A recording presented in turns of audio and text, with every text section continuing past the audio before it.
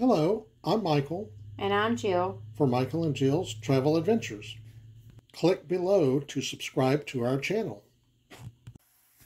So our adventures today is bringing you to Progreso. This was April 2023. We were on the Valor. This is just the port where we were docked at. You can walk out to that dock to this little area and you can see the ship, of course. The actual pier, though, is 4 miles long, and you have to be bused to get to where you're going.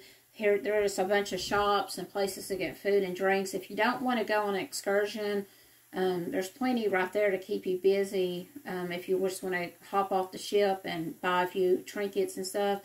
We're on the bus now heading towards the name of the town. English, right? And we're going to let you listen to Jorge a little bit. He was our tour guide and he was amazing. English only. English only, okay. Okay, this is us getting on the bus.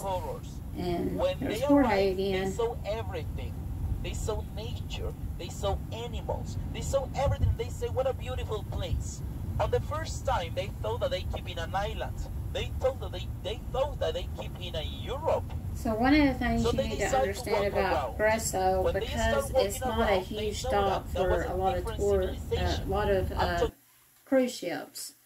They depend a lot of the economy depends on us going to these different tours. If you can get a chance to go to this one, I think it's amazing. He gave a lot of history about Mexico, the Yucatan, how it got started, the different nationalities that are represented, the languages they speak and everything. So I would just give it a try. I think he said, if I'm correct, they get 2 cruise ships a week. I may be wrong. Look, they have Domino's. And then there's a few at Starbucks, I believe, that we're looking at. We were actually at a very busy intersection roundabout here where we got the police came and helped us cross the street.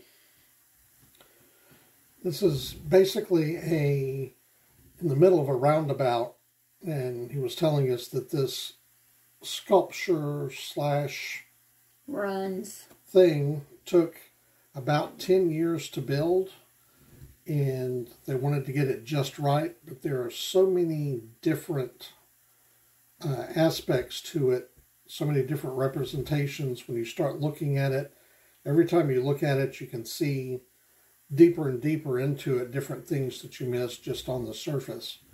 And he was giving us the details about Mexico independence and the different presidents and what a lot of these creatures stood for. We're not going to go into much detail because we do want you to be a little bit surprised when you go and learn something different. But it is amazing to see and all the different things that are represented by this. In a little bit after, I will tell you it's very hot at this time, so bring your water. This is us going to a coffee shop / bakery. We did get to try samples of the Mexican bread before we went into the actual coffee shop, and we got an opportunity to buy some samples of it and get the coffee.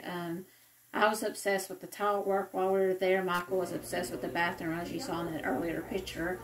Again, this is us at the coffee shop and just having a good time. We didn't actually eat our bakery item there. We took it with us. We got a coffee flavored filled donut kind of thing, but it was really good. It was really, really good. And this is a park that was across from that little coffee shop that we went to, and we just thought some of the plants and architecture was very interesting there to see also. Got to jump back on the bus for the next ride to the town square. This is a cathedral, old church there. In a moment, we're going to see one of the oldest buildings in Merida. This town square is just beautiful. There's the building that we're going to tour in just a moment. I will warn you to be aware of your surroundings there, and also that the vendors there are very pushy. So it's just, you got to be firm with them. We went into this little ice cream shop, and we actually got, I think it was coconut milk or some kind of milk and another guava juice or something. It was very, very good. There's a picture of the different things. And there's a picture of us in front of the sign there.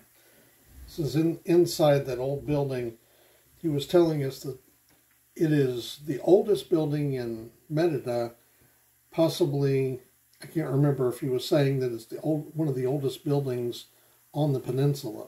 And they have the original furnishings and items. Some they've had to go through and restore. But I thought it was actually pretty neat historically. You cannot bring any liquids inside this building with you. You could take as many pictures and videos as you wanted to, as you say they're doing. You just can't touch anything. No. And they do have guards that are watching to make sure you don't. I thought the tea set and everything was neat too, and the ceilings. This was a very interesting tour. Again, touching on something that Jill mentioned earlier. This was in April of 2023.